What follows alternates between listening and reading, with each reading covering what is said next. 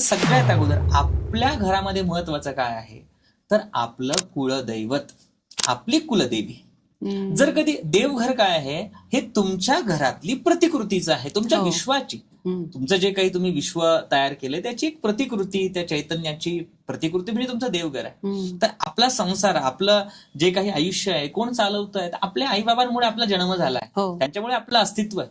तर तसं ह्या सृष्टीचे किंवा ह्या घराण्यातले आई बाबा कोण आहे तर कुलदैवत आणि कुलदेवी. म्हणून आपल्या घरामध्ये सगळ्यात अगोदर पहिल्या पायरीवरती केव्हाही आपलं कुलदैवत असलं पाहिजे, आपली कुलदेवी असली पाहिजे आणि याचा टाकच असला पाहिजे.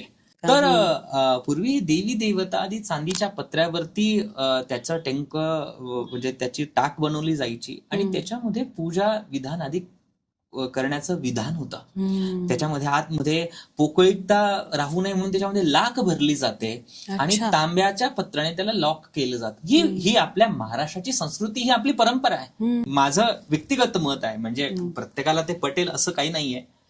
ज्या कुलदेवता आणि ज्या कुलदेवी देवीमुळे आपलं प्रारब्ध इतकं स्वच्छ होतंय, मग त्यांना तर प्रथम प्राधान्य दिलं पाहिजे आपण अगदी आपल्या बरोबर घरामध्ये. पटतंय. प्रत्येकाकडे ते असेलच असं काही नाहीये, पण असं असलं त्यावेळी देवाची गाठी भेटीला तुम्ही त्या ठिकाणी घेऊन जाऊ शकता. त्यामुळे तसं काही नाही.